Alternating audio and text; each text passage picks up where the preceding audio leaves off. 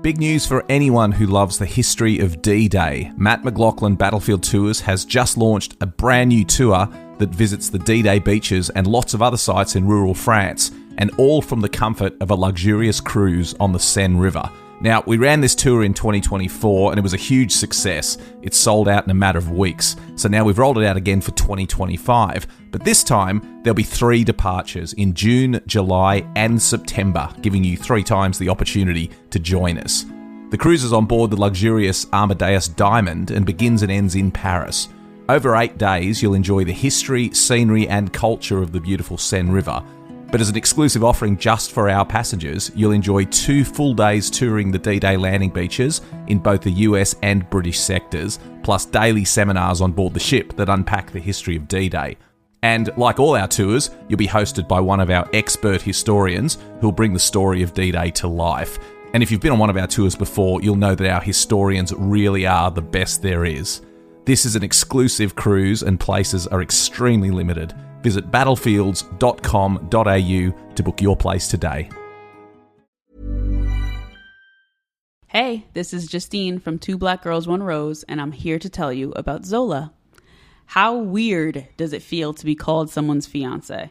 The first time you hear it, you do a double take. From there, it's let's enjoy this moment, turns into we're planning a fall wedding, and I am right there right now. That's where Zola comes in. From a venue and vendor discovery tool that matches you with your dream team to save the dates, website, and an easy-to-use registry, Zola has everything you need to plan your wedding in one place. Start planning at Zola.com. That's ZOLA.com. When it comes to weight loss, no 2 people are the same. That's why Noom builds personalized plans based on your unique psychology and biology. Take Brittany. After years of unsustainable diets, Noom helped her lose 20 pounds and keep it off. I was definitely in a yo-yo cycle for years of just losing weight, gaining weight, and it was exhausting. And Stephanie. She's a former D1 athlete who knew she couldn't outtrain her diet, and she lost 38 pounds. My relationship to food before Noom was never consistent. And Evan, he can't stand salads, but he still lost 50 pounds with Noom. I never really was a salad guy. That's just not who I am. Even through the pickiness, Noom taught me that building better habits builds a healthier lifestyle. I'm not doing this to get to a number. I'm doing this to feel better. Get your personalized plan today at Noom.com. Real Noom users compensated to provide their story. In 4 weeks, the typical Noom user can expect to lose 1 to 2 pounds per week. Individual results may vary.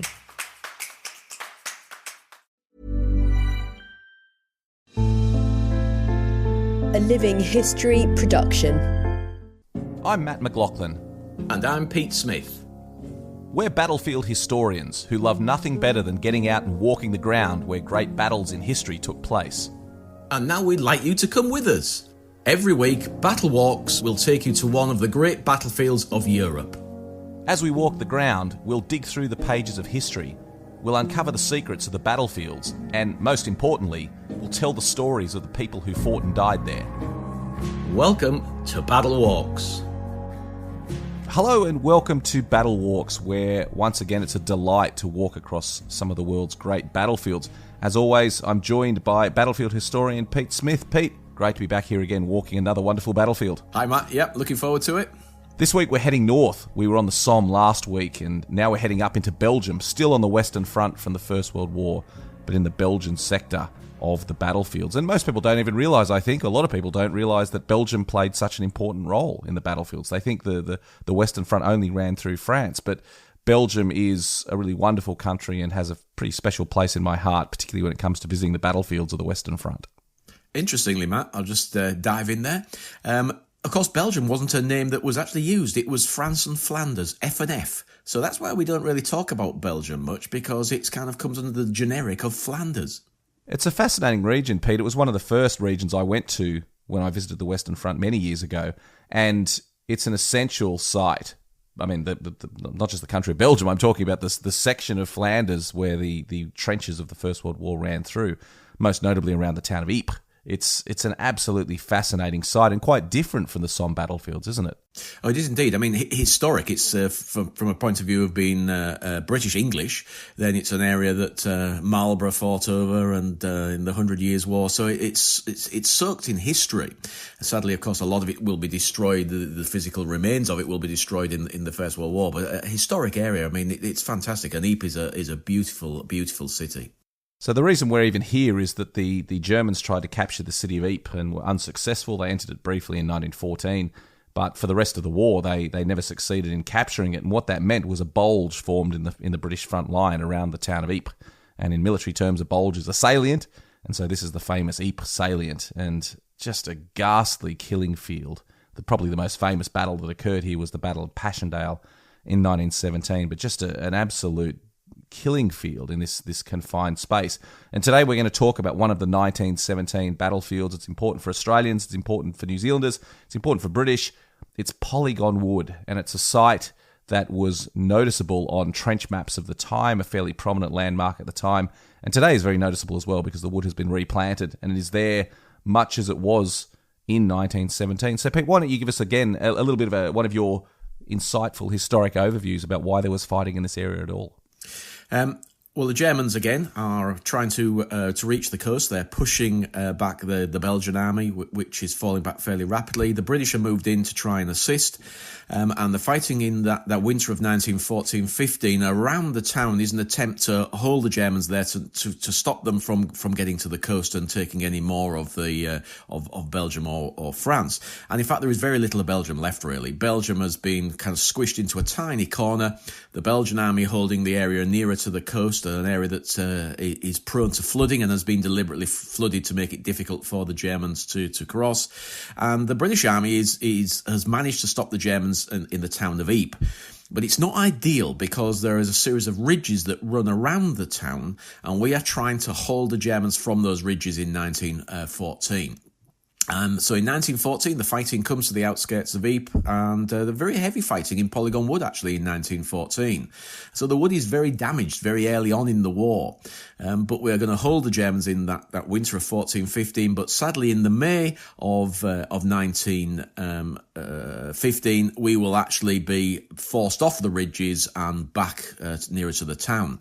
The number of battles around Ypres means that we have the First Battle of Ypres, the Second Battle of Ypres, the Third Battle of Ypres, the Fourth Battle of Ypres, and in fact the Fifth Battle of Ypres, which is the final, forcing the Germans away and on their way back to eventually to the armistice.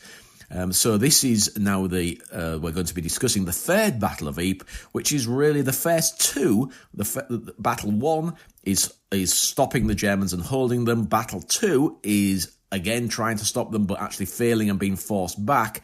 And Battle 3, the Third Battle of Ypres, which we now normally know as Passchendaele, is our turn. We are now forcing the Germans back up onto the ridges and then eventually over the ridges. And so Polygon Wood sits firmly in all of this, and it's on one of the ridges on the right-hand side of the town as we look towards the German lines.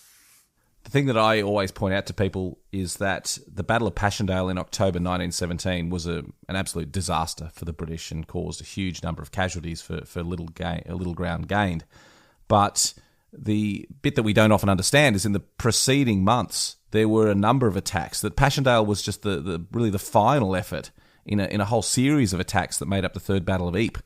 And the early stages of this battle were actually very, very successful, and Polygon Wood sums that up, doesn't it?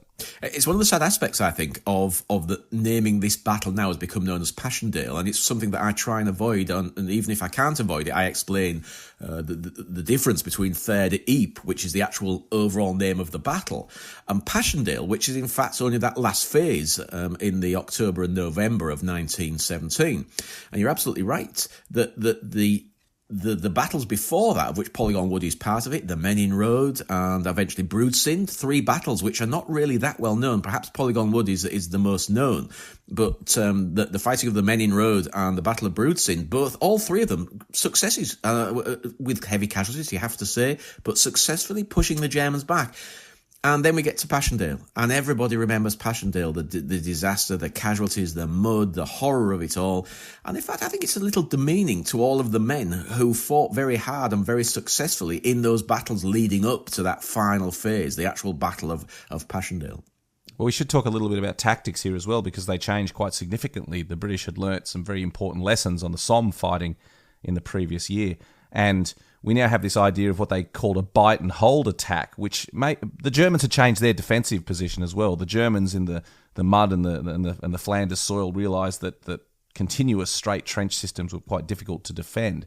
And so the Germans had adopted this system of defence in depth, where they'd built mutually supporting pillboxes and trenches and a very deep and broad system of defences. And that would require a very different type of tactics to capture those positions. So tell us about the change of attitude in the British forces that would be attacking here in 1917. Well, the change in tactics are enormous. One of the latest developments, of course, was the tank in 1916, 15th of September. It came into action, but actually it's not ideal here. The tank doesn't really make a lot of sense in a landscape that is so boggy and so waterlogged, which is in the main. The landscape around Ypres, that salient, is waterlogged. But the great change, the really important change, is because artillery is king in the First World War. If you've got the right type of artillery, it's in the right place, it's got good gunners, it's able to pinpoint its targets and hit its targets. And the change in tactics, this creeping barrage, I mentioned it briefly in a previous podcast that for the Battle of the Somme, the early phases, we didn't have the creeping barrage. We now have this creeping barrage, which basically means that the infantryman, as he stands up, if all's going well, then he walks behind a barrage of shells that move forward at the same pace that he's moving. So we have that for this action, the fighting in Polygon Wood, and it works particularly well. And the infantryman himself, no longer are we having lines of men, the whistle blows and they go over in straight lines. We now have men working in small groups, in arrowhead formations, artillery formation, rushing forward, covered by Lewis guns that are right in with the infantry, incorporated into their tactics, heavier machine guns, the Vickers firing over their heads. So all of this is starting to come together. And the bite and hold aspect of it means we don't always overreach ourselves. So we break down a battle, the larger battle, the Third Ypres, we break it down into these little phases where all we need to do here, and this is a prime example, is take Polygon Wood and the surrounding landscape. It isn't just an Australian action. We very often think this is just an Australian action, but we have British divisions fighting here as well. But it is mainly the Australian 5th Division and 4th Division that are going to be involved in taking the wood and the side of the wood. And that's the important part, taking the wood. Now, the other thing I need to talk about is the wood itself. It's one of those misnomers of the First World War. We talk about fighting in woods. Polygon Wood being no difference. There was very little wood there. And any wood that was there was really smashed to smithereens. Partly due to this bombardment prior to the assault, but also due to the fighting that we know that took place in 1914. The wood was very badly damaged and smashed up in 1914. So by 1917, when we're fighting there in this Battle of Polygon Wood, then there is little wood about, really. It's more just a smashed landscape. And the key feature, of course, of all of the fighting during the Third Battle of Ypres was the pillbox fighting, where the Germans had this defence in depth. They had machine gun crews stationed in and around these huge concrete blockhouses. And the way that the troops were attacking those was to fire on them and then charge forward against very heavy machine gun fire. So again, imagine the horror of trying to fight a war in those conditions, where you're seeing your mates get killed all around you. You eventually charged, captured this concrete pillbox. The Germans at that point would often surrender, and as you can imagine, prisoners were often not taken. Just a horrific way to fight a war in this part of the battlefield, Pete. I think the difficulty here is taking prisoners. We often think about this, how terrible it is that they didn't take prisoners. But in a landscape that is smashed to smithereens, that is like the craters of the moon, and then add the water in and the rain and the misery, and that most of these actions are now taking place in the dark. Trying to hang on to prisoners and look and keep them, because you have to. If you take somebody a prisoner, you have to supposed to keep him safe and eventually move him to the rear. But you haven't got the men to do that. You haven't got the will to do it. It's just very difficult. It's easier, sadly, just to dispose of them and carry on. And you have to say, it's not just us that are doing it. The Germans are doing exactly the same. And also what you have to be aware of is one of the German tactics was this elastic defence where they wouldn't panic. If we broke into their lines and we captured a couple of their pillboxes, all they would do is gather themselves and then counterattack very, very strongly. And so we had to be aware that this was coming, always, that when we took one of these pillboxes, the first thing you have to do is try and reverse it, try and get it sorted out so it aids you and not your enemy any longer. Well, the pillboxes will feature pretty prominently in this walk that we're going to do. So let's begin the walk, Pete. So we're starting at a place that I think everyone who visits this area of the battlefields should go to. It's Café de Drève, or also known as Anzac Rest, and it's a cafe on the edge of Polygon Wood. So we've driven out of the town of Ypres, we've followed the signs into the village of Zonnebeck, we've turned right in the village of Zonnebeck and headed out to Polygon Wood. We've driven past the length of Polygon Wood. We'll come back and walk through it later in the tour, and we're going to stop at the cafe down on the corner. And Café de Drève, run by Johan van der Waal, who is a very good friend to Australia and to British people as well, because he's done a lot to preserve the memory of the troops that fought and died here. And I've known Johan for many years, and just a really fascinating bloke. Tell us about your encounters with Johan. Oh, Johan is fantastic. I don't think I know anybody on the battlefields that lives and breathes the battlefields as much as Johan does. He was brought up with it. He has always lived on the battlefields. From a very young man, he's been keen. He was in a group known as the Diggers for a long time, who explored underground tunnels and dug out bunkers and things. So he's an absolute aficionado. The knowledge he has is extraordinary. One of the hardest parts with Johan is trying to stop him talking. And when you're on a battlefield tour and you're trying to take a battlefield tour, then it's quite difficult. But it's because he's so enthusiastic, so I don't mind letting him run on a little bit. He also has a very good private museum in the upstairs, the attic of his little cafe, which he's very happy to let people go and have a wander around. And it has a lot of the relics that he's found over the years. And in recent years, he's been raising a memorial known as the Brothers in Arms Memorial, because he also was called in, and is regularly still called in, when they find the remains of soldiers on the battlefield. We always imagine that the Commonwealth War Graves does all the work, but in fact, the Commonwealth War Graves recovers the remains. They don't do any kind of archaeological work, and so it's left to others. And Johan has been involved in very many recoveries, and perhaps the most famous, known as the Zonnebeck 5, which we will talk about later, who were 5 Australians that he recovered.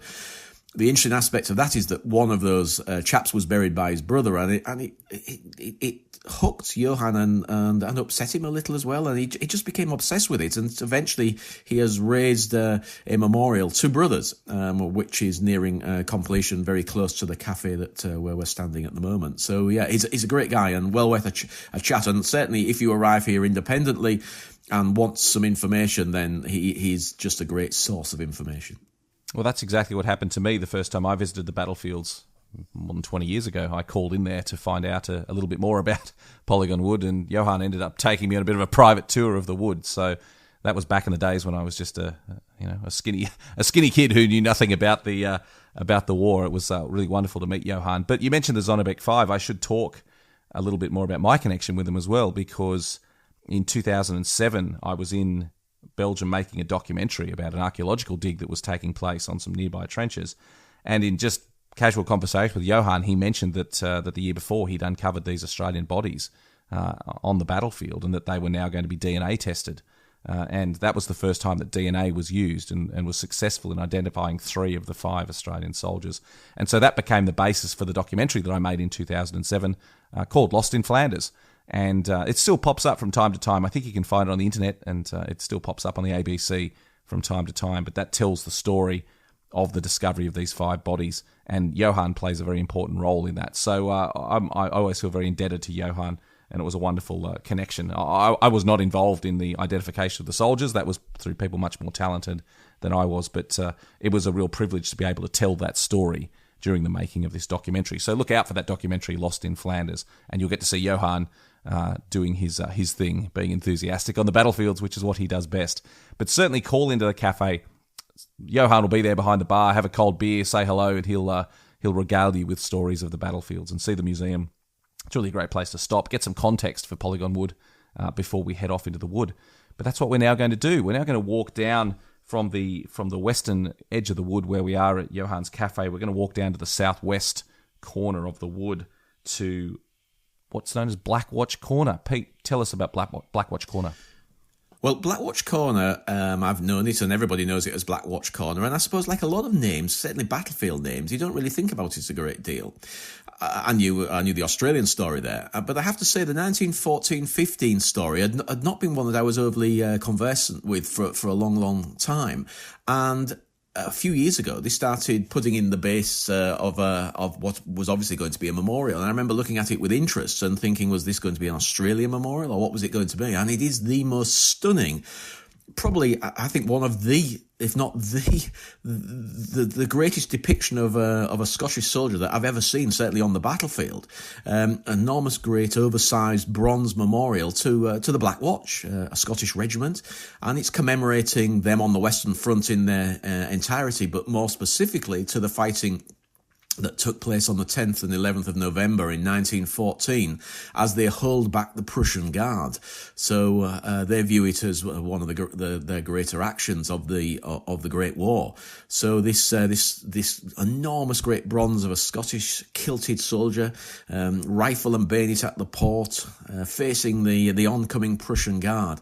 So yeah, stunning memorial. So it's commemorating the fighting of 1914-15, not the Australians fighting there in 1917, but a great place to stop and a great place to be able to kind of have a good look at the wood, because one of the rides, the central ride that runs right the way down the wood, actually starts there as well. So it's a really good place to start entering the wood and starting to envisage what was going on here in 1917. Of course, we haven't mentioned the date yet. The date of this action is the 26th of September in 1917.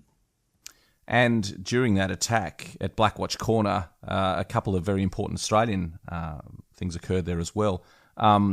Most notably, the story that I always find really gripping is that the tale that as the Australians advanced before the attack and captured this area, there was a double-storied German pillbox there, a machine gun post, which the Australians successfully captured. But the account is that the men in the top level of the pillbox did not appreciate that their comrades on the ground level had surrendered, and so they kept fighting. And an Australian officer was Frederick Moore, Captain Frederick Moore, was then killed by a machine gun fired from the top level after the Australians had thought the Germans had surrendered. And as you can imagine, this was considered absolute treachery from the Australians. And the account I read said that they would have slaughtered the entire German garrison if not for the intervention of another Australian officer who stopped them from just the slaughter of the German garrison. So again, the fog of war, Pete, the confusion that goes on, it's very difficult to know what's happening on a battlefield. It could simply have been one German machine gunner decided he wasn't going to surrender. It could have been a group of German machine gunners who just didn't realise that their comrades had surrendered and fought on. Just, again, the terrible small tales that we hear all the time on the battlefields. I think that's the difficulty in fighting. You have to remember that most of this fighting from the Battle of the Somme, the later phases of the Battle of the Somme in 1916 onwards, most major attacks take place in the dark, and this one is a night attack. So it's very difficult. I served in the military, and I haven't seen combat, but certainly a lot of exercises in the dark, and it is very difficult to try and figure out what's going on all the time. And so when you are in combat and your adrenaline's up and you're faced with Germans, I mean, how on earth can you tell? How can the Germans tell whether the people have surrendered, whether they're supposed to surrender, what on earth's going on? And so I think you can understand the difficulty that men had. Equally, there were men who would not surrender and will fight to the end no matter what, even if they're ordered to surrender. Now, on both sides, you get men of equal caliber who have just made a decision at the beginning of this war that they will not be taken and they will fight to the end no matter what. It's also near this point that a young bloke called Paddy Bugden won the Victoria Cross. Unfortunately, posthumously, he was killed in the action that he was eventually awarded the Victoria Cross for. But Paddy Bugden, a great story, a private, but taking on pretty much the Germans single-handedly and responsible for really helping his battalion advance during this tough fighting at Polygon Wood. I think it's interesting here as well, isn't it, that part of his VC citation is yes, for taking in bunkers and killing Germans, but also for rescuing his own men. And again, I think that starts to allow you to understand the confusion of what was going on, is that a single man suddenly noticed that there were a group of Germans taking Australian prisoners back behind the lines, and he was able to rush them and to kill them and scare them off and free these Australians. So again, it shows you the intermingling of the actions that were going on at the time and the confusion. But yeah, a fantastic VC citation and a real fighting VC, sadly, that will cost him his life. But he was extraordinary on that day, extraordinary. So the other important thing to note about Black Watch Corner as we're standing here is this is effectively the start point for the attack. So the Australian lines stretched across the wood, and this is roughly where the Australians began their attack from. And again, the description, you talked about the rolling barrage and how important that was, the creeping barrage to protect the troops. And I love Charles Bean's description in the official history where he described it as the most perfect that ever protected Australian troops. And he said it rolled forward like a Gippsland bushfire in front of the Australian troops. And we should remember at this time as well, it had been a warm summer and the ground was not as boggy as it was going to become when the rains arrived in time for the Battle of Passchendaele. So it was dusty, it was dry, and this creeping barrage was absolutely perfect, just shielding the troops as they advanced, which effectively was the only way to capture these German defensive positions. It's described, isn't it? As the dust was intermingled with the smoke and the gas that was being used, and it just became a fog. And you can imagine, and this is in the dark. So on top of it being dark, you've then got this enormous kind of cloud of dust and gas and smoke that is moving forward in front of you, and that you're having to fight through. Gives me the heebie-jeebies, to be honest. It really would have been very, very difficult. And direction is one of the things that's a problem. And I think it's described that officers who are commanding here had to take their compasses out and actually get compass bearings to keep the advance going because it was so thick. The dust and the smog and the dark made it so difficult. They were using compass bearings for the advance. Not to mention the noise. Imagine the noise of that barrage falling down. It's the one thing I think those of us who've been fortunate never to have been in combat just cannot comprehend, particularly when we talk about the First World War and the scale of the artillery fire.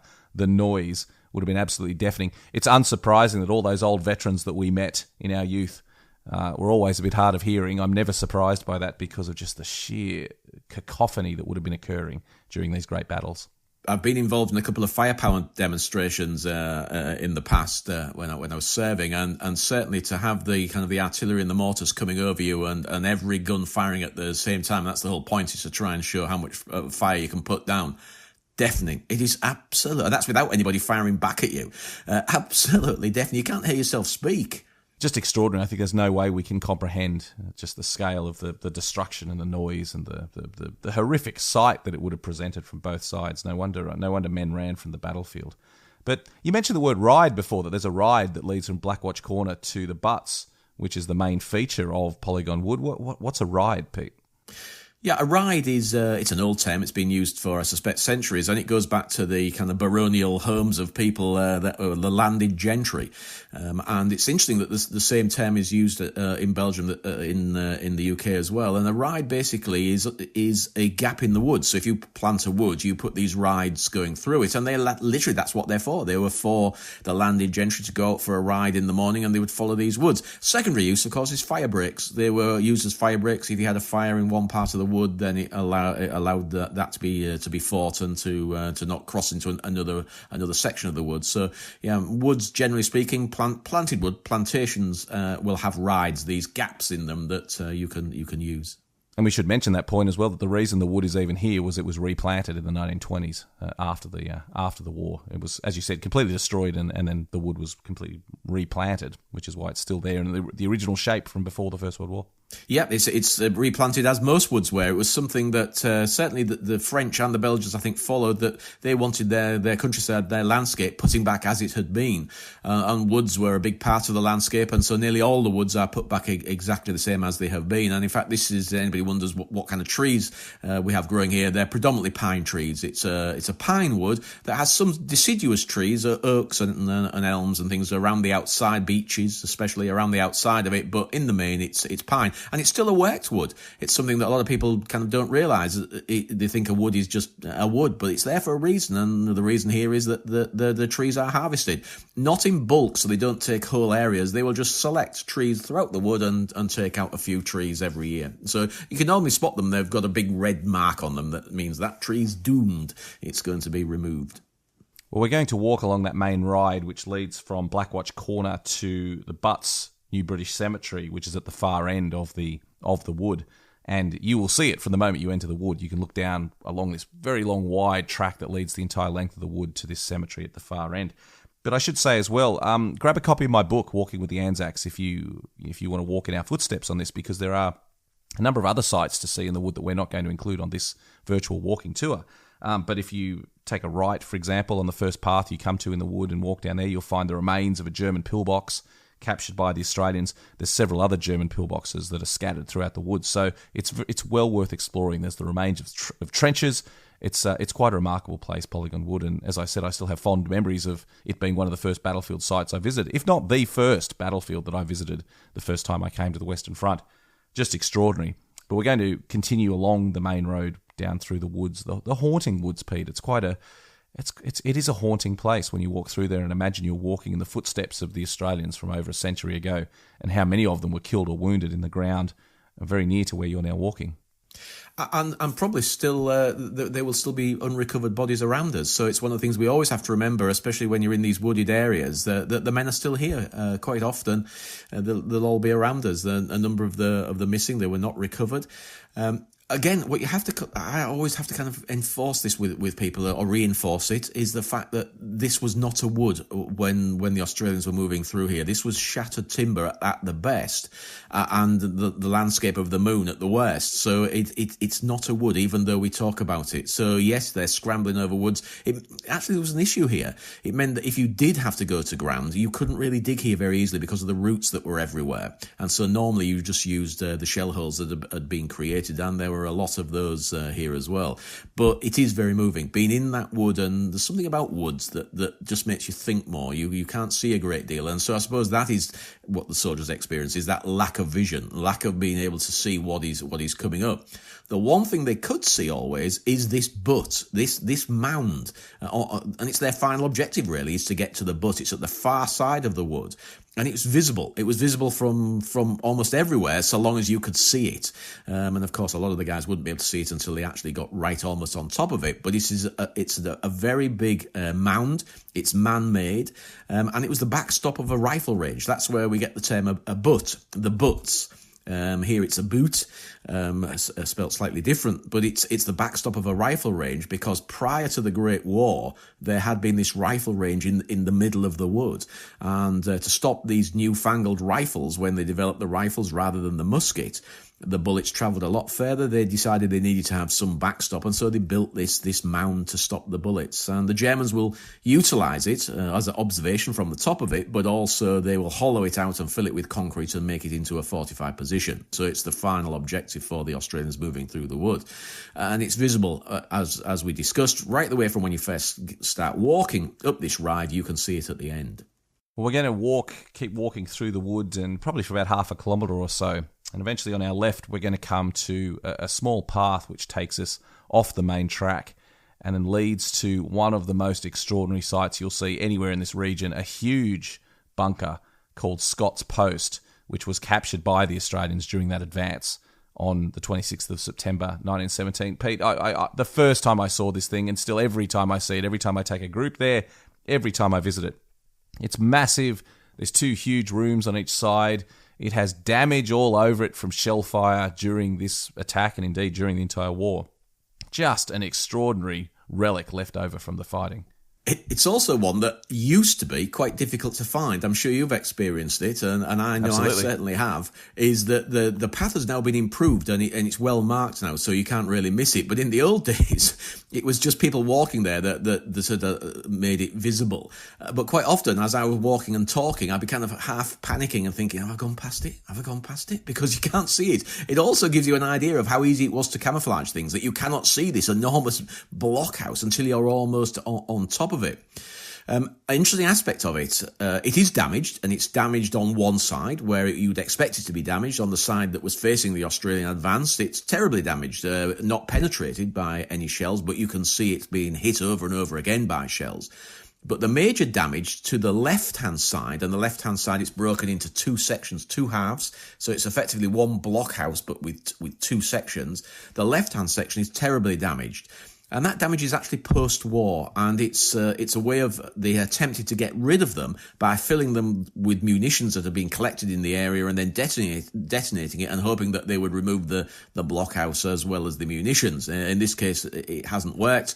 It's just kind of spread one side of it a little, but you still get it's still almost complete, so you get the idea of what it was like. And what you can obviously see is that it had steel doors on it. They're no longer there. They'll have been salvaged for scrap, but you can see that where the fittings would have been, steel doors and gas doors. These things were self-contained. If you could get in and shut the door and hold out, then the hope would be that in a counterattack you would be rescued. So that's the choice you had always when you were defending one of these blockhouses, was do I run or do I stay with it and hope that somebody's going to come and get me?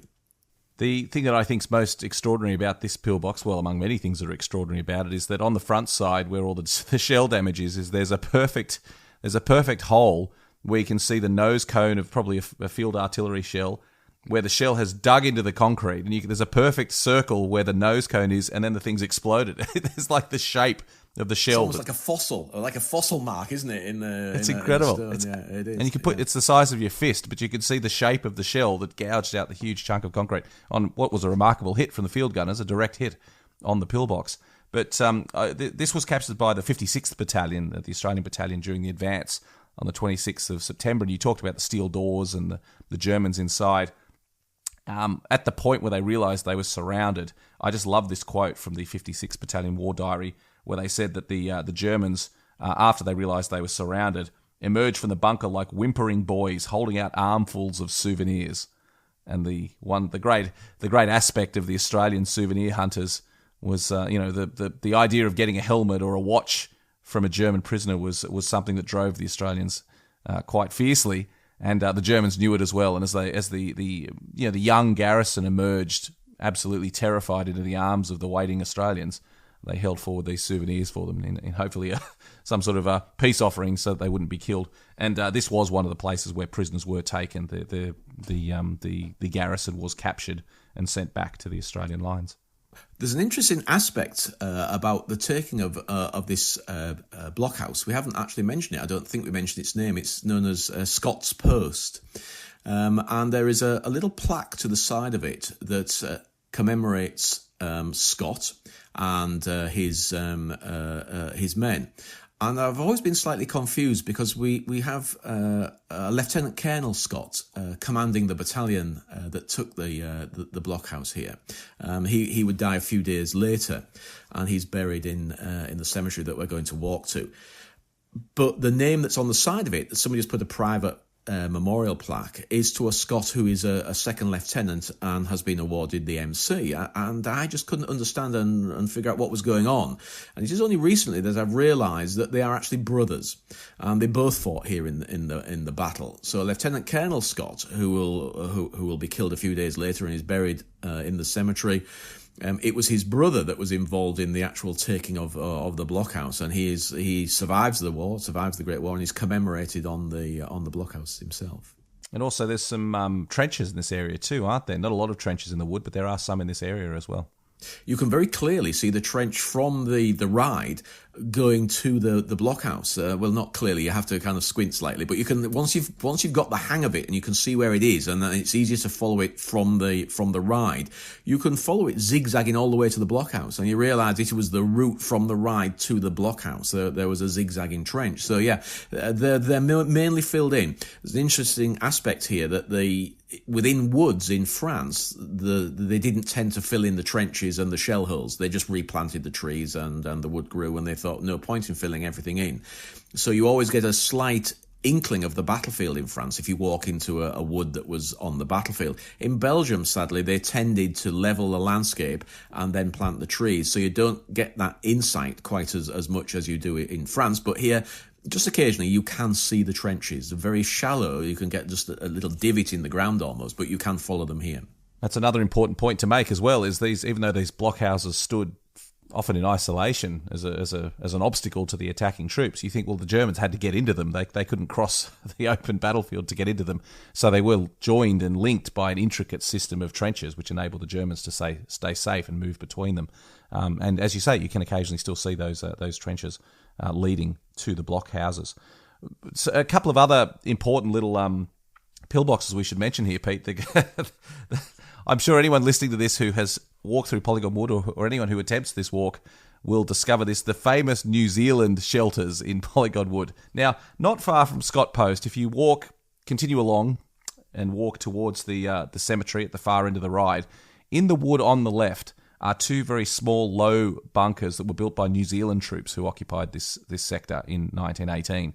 And they're fascinating. They're tiny little shelters, and described as holding 8 men each, which I think is remarkable when you see the size of them, Pete. But I think something even more remarkable is how absolutely bloody impossible they are to find today. So I think we should have some sort of award system that we give someone a badge of honour for anyone that can find the New Zealand shelters in Polygon Wood. So if you're the adventurous type, take that as your challenge to try and locate the New Zealand shelters. How do you go finding them, Pete, whenever you take a group there? I don't. I've failed miserably a couple of times with my groups, and it tends to be the time of year. If the brambles and the nettles and the wild growth is high, very difficult to see, very difficult to find. If it's winter and everything's died back, easier. So it depends on the time of year. I now, generally speaking, don't attempt it if it's in the summer, because I know there's a chance I may fail. I do mention them in my book, but I do say that they are very difficult to find. So, yeah, see that as your challenge. If you're listening to this and you want to go and try and find those New Zealand bunkers, good luck, and let us know on Facebook or Twitter how you get on. But they're certainly worth having a look at, because, of course, this is important New Zealand ground. The New Zealanders did not participate in the Battle of Polygon Wood in 1917, but they occupied this ground through a large part of the early months of 1918. And so a very important site for the New Zealanders as well. So a great area to come together to remember those Anzac troops in Belgium. Well, in fact, it's going to be the next thing we're going to walk to, because as we about face and move back to the ride, we carry on down and we're heading towards Butt's new British cemetery. In the old days, to get into the cemetery, you had to climb over the wall, and it was always a bit naughty. The Commonwealth War Graves didn't like you climbing over the wall, but it was really the only thing you could do. Other than that, you had a bit of a scramble to get round to the actual entrance. I think for a change, they totally recognised the need for a gate, and so we now thankfully have a gate that takes us into the cemetery. And the first thing that we see directly in front of us is, in fact, a New Zealand memorial. It is the memorial to the missing for this area. Pete, so tell us about the nature of New Zealand memorials to the missing, because we're going to explore this one in detail. But the Kiwis took a different approach to their memorials, didn't they, than the British and the Australians and other members of the Commonwealth? They did. The British do it slightly. We tend to, because of the numbers involved, it means that we needed more memorials to the missing. And so we sometimes have decided to produce the memorials on set and sites. Sometimes it's a single battlefield commemorating the missing from that battlefield. Sometimes it's time locked. So it's an area, but then it's a time as well. New Zealand went down that route, but then took it a step further. They decided that they would have a memorial to their missing from every battlefield that they fought on. And so there are multiple memorials to the New Zealand missing, always close to the action, and generally speaking, close to a memorial commemorating New Zealand in that area. And so there is fairly close. There is a New Zealand obelisk memorial as well. But here we have one very specific to the men fighting in 1917 and 1918 in the sector of the wood, so Polygon Wood.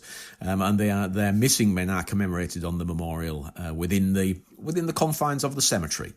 It's really quite a beautiful memorial. It's like a low building almost with columns, and it's really quite lovely. It fits in very well with the design and layout of this entire cemetery. The cemetery, which we'll talk about in some more detail shortly, is an absolutely beautiful place, and I think this memorial is a real highlight of the visit there. Again, like all the New Zealand memorials, only one division of New Zealanders fought during the war, so I always like to say that the New Zealanders are probably the only country that doesn't claim that they won the war with their one division, but nevertheless a vital contribution played by the New Zealanders in the war, and they were some tough fighters. The Kiwis were tough fighters. The Germans never liked facing them. And this is a relatively small memorial compared to some of the other massive memorials to the missing. Only 378 men commemorated on it. But it does tell a story of some pretty tough Kiwi actions in this area, doesn't it, Pete? It does indeed. It also has a secondary usage as well as carrying the names of the missing and being a beautiful memorial to New Zealand. We have to think of the men that design these cemeteries, and they're designing them with an element of practicality. And you have to think where this is. Well, the nearest town is a place called Zonnebeck, and it's quite some way away. So it means that you had either a walk, or you came in a taxi, or you came by a bus, or you came on a push bike in some cases. But whatever way you came, you've then got a little walk into the wood, and what do you do if it's pouring with rain? And I'm sure that both Matt and myself have experienced this. It does pour with rain on a fairly regular basis, and you can shelter there. You can walk into the New Zealand Memorial, and these little asps, if that's the correct term, at each side. You can go in there. You can shake off your brolly and your coat and have a bit of a chat and a warm up before you head out into the rain again. So it was designed for that. It was designed as a practical place as well. There are also seats within the cemetery, so it's something that a lot of people feel uncomfortable with.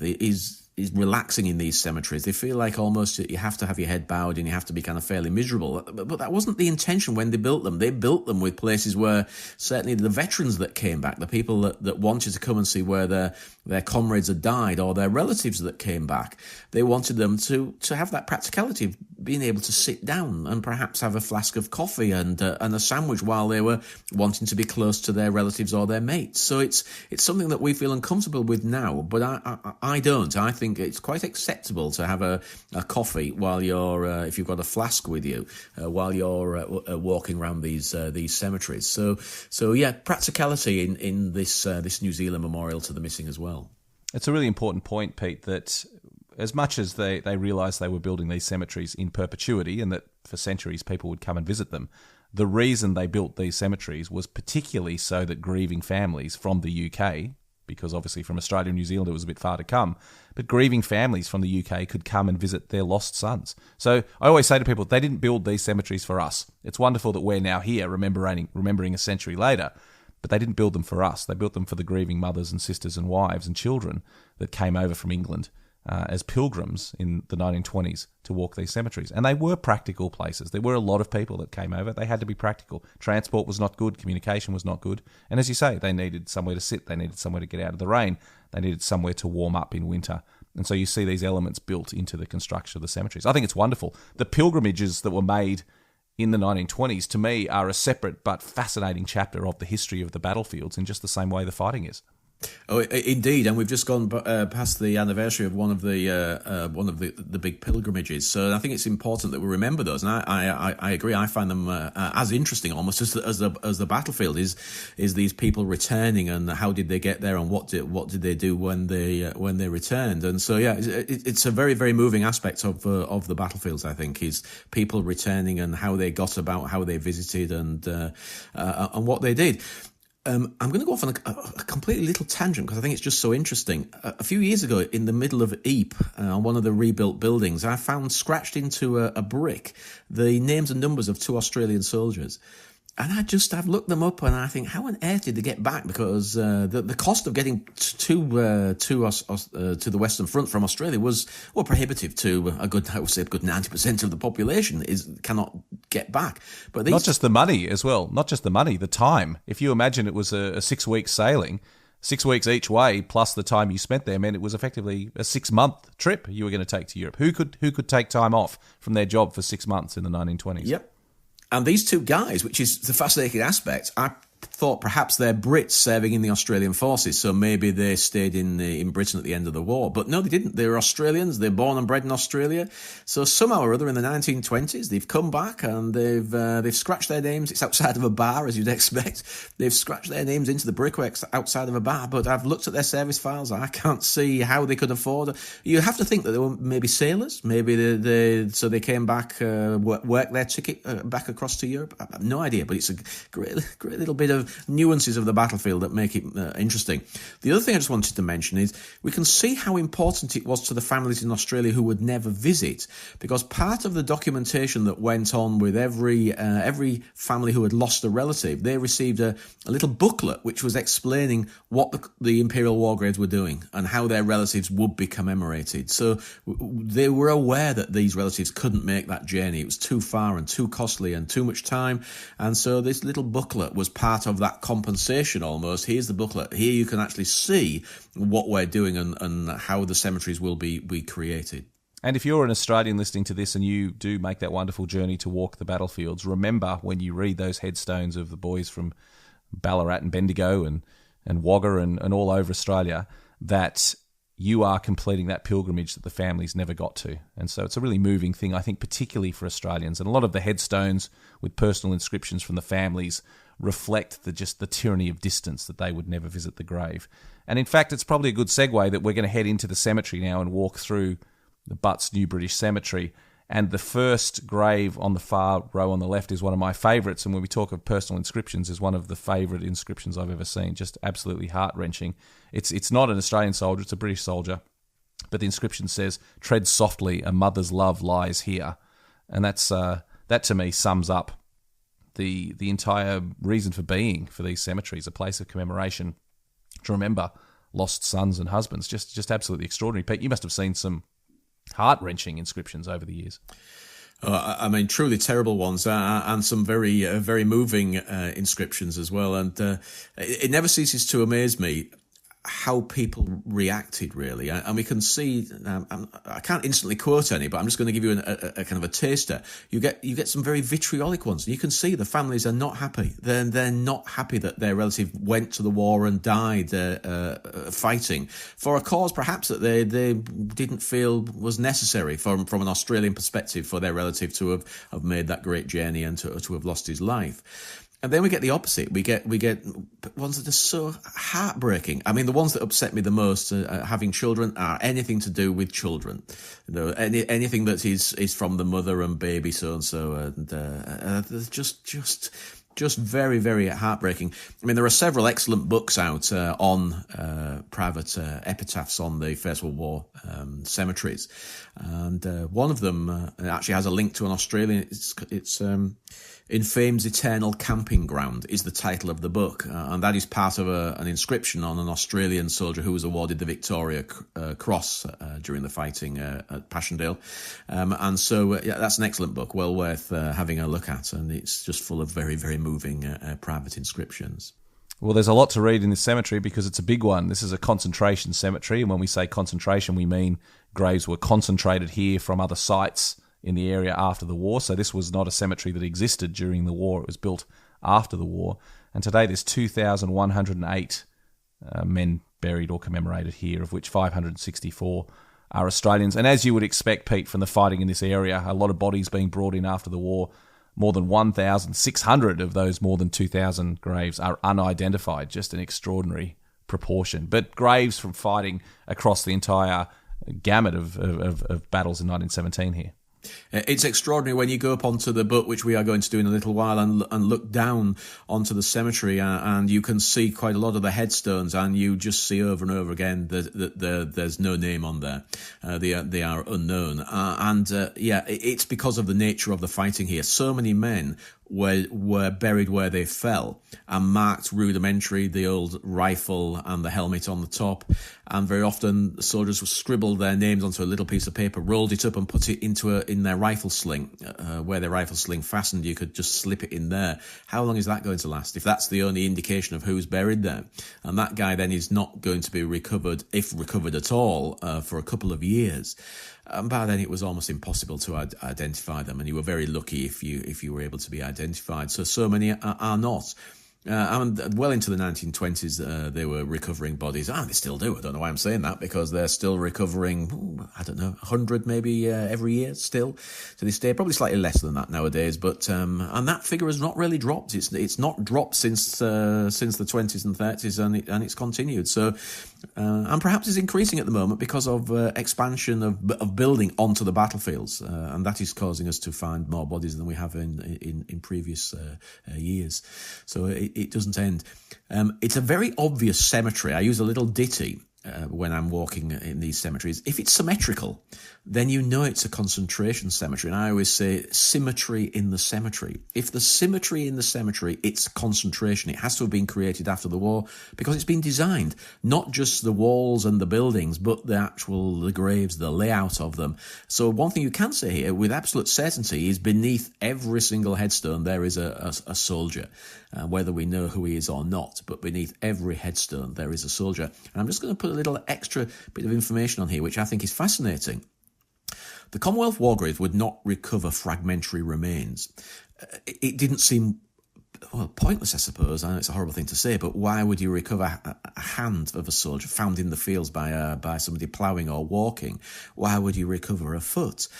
Because, of course, the next week somebody could find another foot, and then what do? You end up with two burials that had both just... So they didn't recover fragmentary remains.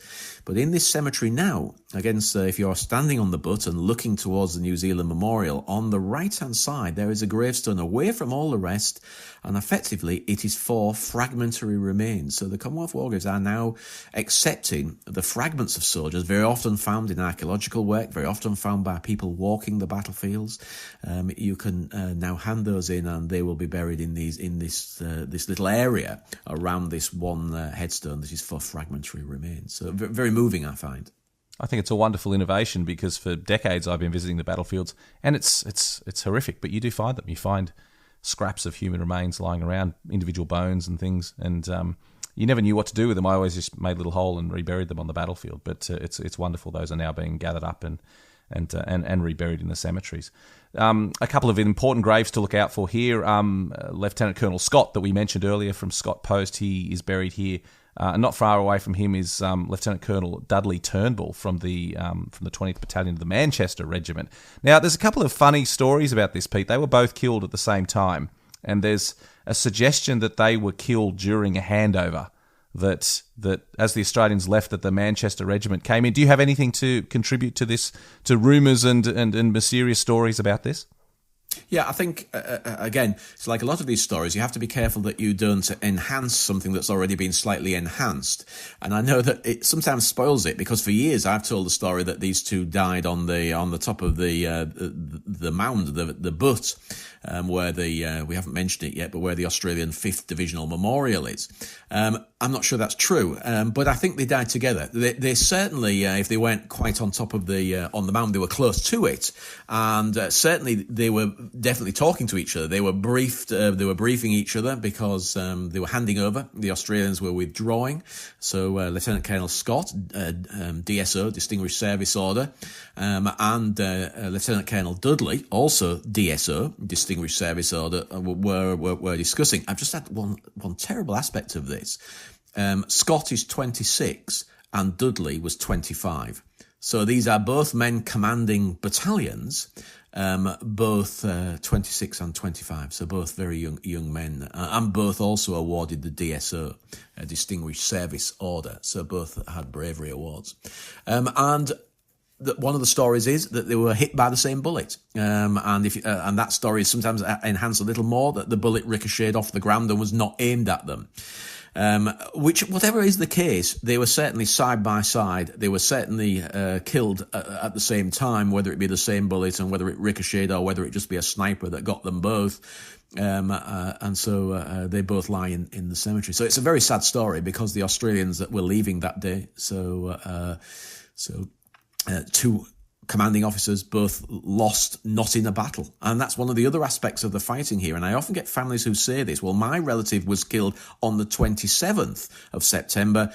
That wasn't the battle. There was no battle going on there. Well, of course there was. The fighting continues. It's just that we are not attempting to advance on the 27th. We're actually reorganising, holding our positions and preparing for the next push, which will be Broodsind in a few days after.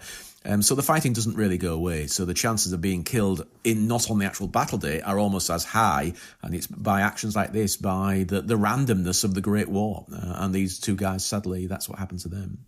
Much more likely, I think, that they were killed by a shell would be a much more likely scenario, that they were together handing over and a shell landed and killed them both, because shells often killed, many people at a time. So But either way, the evidence suggests they were killed together and are now buried not far from each other in the cemetery. Also, while you're in the cemetery, look out for the Zonnebeek Five, or the Westhoek Five, as they're also known, the soldiers that were uncovered and that I was fortunate to get to know during that documentary, Lost in Flanders.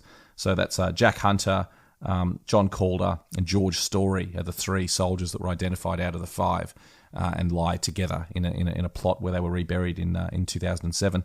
So just a remarkable story. Their names are still on the Menin Gate Memorial to the Missing, but they also have now a named headstone in this cemetery. So just a really wonderful place. And we are now going to leave the cemetery and climb up onto the Butts, which overlooks the cemetery, and head up to the 5th Australian Divisional Memorial. Peter, a remarkable spot on the battlefields and one of the 5 Australian Divisional Memorials on the Western Front. It is. It's a beautiful memorial and enhanced by the height, by being on top of the butt. The others are not quite as enhanced. The other 4. We have one. I'll just add this little bit of information. It's just an interesting by the by. 5 divisions, should be 5 obelisks, all exactly the same. But one of them, the 2nd Division, decided to do something else. I won't discuss it further because I'm sure it'll come into one of our future podcasts.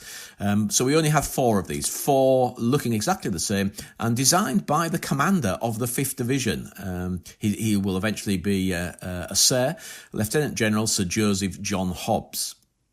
And he was commanding the 5th Division, but he's an architect in civilian life. He was an architect, and I think he was very keen to be involved in the designing of the memorials commemorating the Australian effort on the Western Front, and so it's his design that is going to be used for those 4 divisional memorials, and this being his own division. So this is the one that I always talk about, John Hobbs here. Emblazoned with the rising sun on the front in bronze, and the memorial itself is made out of a bluestone. It was going to be originally, the idea was that it would actually be shipped from Australia, but it was found that it was going to be too costly and take too long, and so they looked for a stone that was as near as they could get to Australian bluestone, and it's not a bad effort. It's interesting that the other divisional memorials, the 1st Division is at Pozières, the 2nd at Mont Saint Quentin, the 3rd at Sally-le-Sec on the Somme, the 4th at Bellinglees, way out in the Aisne region, and then the 5th Division memorial here at Polygon Wood, each marking the site of a significant action as chosen by the division, and they're quite remarkable. They also include the battle honours of the divisions where they fought, and I think that tells an interesting story in its own right, because the 5th Division memorial, the first battle honour on this memorial, is Fromelles. And we don't often see Fromelles listed anywhere as a battle honour. I mean, go back to our first episode of this podcast series and listen to our walk around the disastrous Australian battlefield of Fromelles. But it's not often, Pete, that you see Fromelles mentioned anywhere as a battle honour. It's not even on the National Memorial at Villers-Bretonneux. You'd expect it to be on there, but it's not even on there. Fromelles is not mentioned, so it is extraordinary. I think this is the only place you will find it, certainly on the battlefield. One of the aspects of building these memorials was that they are on significant sites, but never a significant site that is just a disaster. Because several people have asked me over the years why is this memorial not on Fromelles? Well, there's nothing laudable on the Fromelles battlefield. It's a total disaster, no gain, pointless. And so it was decided not to build the memorial there, even though that's where the worst casualties of the whole of the war will take place for the 5th Division in that one-day action. And this was fairly heavy casualties, but it was decided that this was a very successful action, part of the Third Battle of Ypres. And so, I think it was a correct decision to build it here. Interestingly, Talbot Hobbs is from Perth, and there's a beautiful statue of him. I've not actually seen it in real life, as they say. It recently moved. It used to be close to the quay, I think, and now it's in Supreme Court Gardens in Perth, and that's his home city. Well, actually, he's a Brit. He was actually born in and educated in Britain, but set up an architect's practice in Perth, and that's where he's remembered. I think, didn't he die in some unusual circumstances as well? He did indeed. Very sad. I don't know why I'm sniggering, because it's terrible, really. He was on a ship on the way back to France, actually, for the unveiling of the memorial at Villers-Bretonneux, the Australian National Memorial at Villers-Bretonneux, and he actually died on board the ship when he was heading to take part in the service commemorating Australian effort on the Western Front with the unveiling of the Australian National Memorial. So he didn't make it, sadly. Ironic that he that he didn't make the opening of that memorial. Very sad, a sad footnote to that tale. Is, yeah. We're going to walk down off the butts now. We're going to walk out of Polygon Wood Cemetery and directly across the road. The butts links very neatly to another little cemetery that's across the road. One of my favourites on the Western Front, Polygon Wood Cemetery. It's a battlefield cemetery constructed during the war. It's a little Anzac cemetery. Most of the burials there are Australians or New Zealanders. And just a really interesting spot to visit, Pete. And you can tell the difference between the huge, well-organised concentration cemetery across the road and this tiny little battlefield cemetery, obviously constructed during the war. It's a real good juxtaposition, and if you're talking cemeteries, which I quite often am, then this is the right place to be, because you've got the enormous Butts Cemetery, which is planned and designed and is perfect in its layout. And here we have the Polygon Wood Cemetery, which is oddly outside of the wood, but it's random. The graves are facing different directions. There's small groups. There's individuals. There's even a German burial in there, which is quite interesting. And so when was it created? Well, it was created immediately after the fighting takes place. And so these guys are brought in and buried here. Now, what's unusual about that is that we don't do it. It's too dangerous. This area was so dangerous that, as I said, people were buried individually. There are very few battlefield cemeteries because that's what this is. So it's very unusual. And I often wondered why it's there. Why would you put a battlefield cemetery just beside the wood? And it becomes fairly obvious once you know that there was once, it's no longer there, but there was once another cemetery there. And that was a German cemetery. Created after the fighting in 1915, when the Germans forced us off these ridges. And so it was already existing. And this is very common, is that if we then take a landscape and there's already a military cemetery there, we very often bury our dead in the enemy's cemetery. And that's exactly what happened here. When we cleared the ridge, cleared the woods, pushed the Germans far enough back where we could actually just gather together a few people, as was said, only 107 people buried here. But they brought them in alongside this pre-existing German cemetery. Now, what is the sad aspect of all of this is it's no longer there. The German cemetery was actually removed in the 1950s at a time when it was felt after the Second World War and the horror of the occupation. A lot of people just didn't really want Germans to be buried anywhere in Belgium. And it was decided that perhaps the best thing to do would be to concentrate them. And the Germans were exhumed from their various small cemeteries, because this was not a big cemetery. And eventually they are going to be concentrated, sadly, in mass graves, and in this case at Langemark, which is a village on the other side of the salient. We'll cover it, I'm sure, in another podcast. And the German cemetery there now contains a very big mass grave of soldiers gathered from this area. And so I don't like it, I have to say, and I often make my feelings known when I'm here, because I think it's a great shame, because I think it would have enhanced the battlefield and gave you that juxtaposition of seeing, well, there's the enemy buried and there's our burials here, and they're side by side. But no, they were moved in the 1950s. It's quite late. I think it was 57 when that one was actually shut down and removed. It's when you look at trench maps of the time, you will see a cemetery marked on the trench maps, even before the fighting in 1917, and that's the German cemetery that you mentioned. It's not the current Polygon Wood Cemetery that is there today. But I agree. I think it was a great injustice to the Germans who lay in that cemetery. And at the end of the day, politics aside and diplomacy aside, it's the poor blokes in the front line on either side that are paying the price for these huge wars. So I agree. It was a sad chapter for Belgium to make that decision. But that's as it is. That brings us to the end of our walking tour of Polygon Wood, a wonderful battlefield, always one that I enjoy getting back to. It tells an incredible story. It was one of the first ones I visited.